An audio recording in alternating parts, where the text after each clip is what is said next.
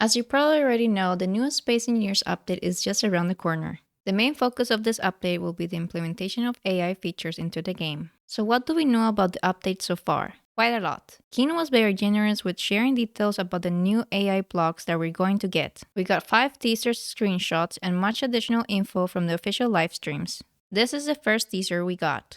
The idea for the video is very original and also show us what can the new blocks do.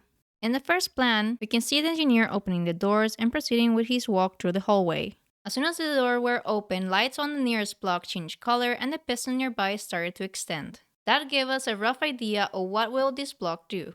We even already know that this block's name is Event Controller and is responsible for triggering actions based on the state of other blocks. And as we can see in this video, the block was triggered by opening the doors and pass a command to extend the piston.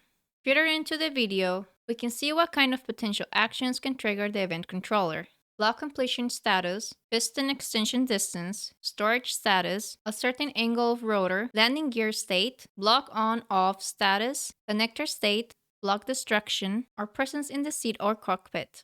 And there's probably much more. The possibilities that Event Controller gives are endless. I personally can see the most potential of this block in the automation of production processes, including mining. I also really hope that we will be allowed to trigger actions based on altitude. Cluster bomb, here I come. Speaking of combat, we will get the performance-friendly method of updating the status of our ship's systems. If the event controller can check the integrity of the groups of blocks, we can group certain subsystems, or even every block on our ship, and get the status update with a light or LCD notification. As for LCDs, there's no confirmation that the block will be capable of casting and changing text information into LCDs. So I wouldn't expect such a feature, even though it will be cool to see. The event controller is not the only new block that we're getting in this update. If you're interested in creating drones and guided missiles, here's something for you, the Grid AI blocks. So far, we've seen those blocks most of the time implemented into drones. Here we see Marek and Sockley playing with some sort of sentry drone. There's a bunch of information we can conclude from this video. First of all, even though the AI blocks are there, the drone still has a remote control installed. Does it mean that it will be needed too, or is it just optional? Upon entering the drone's terminal, we can see 2 AI blocks. There's one responsible for movement and the other for combat.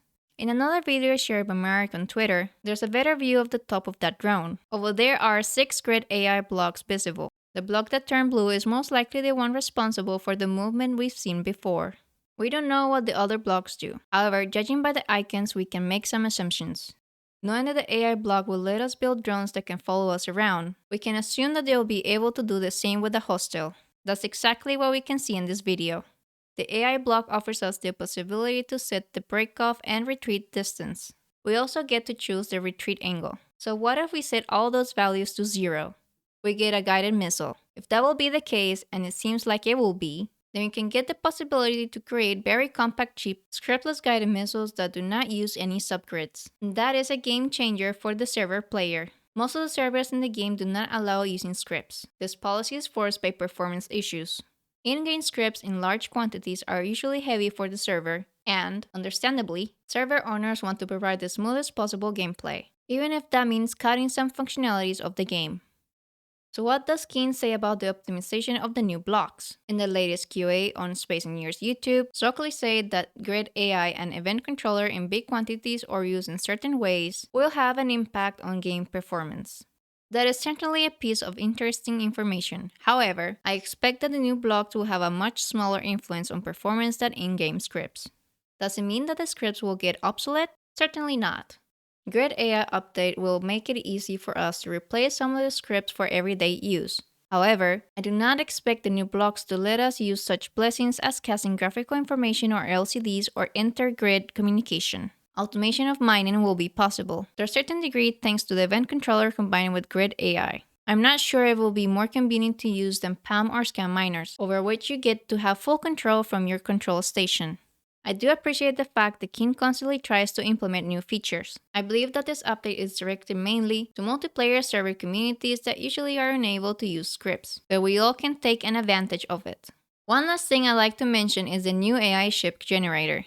It is a separate program that lets us generate a general shape of the ship and transfer it directly to the game as a blueprint. Such a solution definitely has some potential, and I hope that it will develop further. Thank you for watching. If you enjoyed this video, please consider leaving a like and subscribe for more.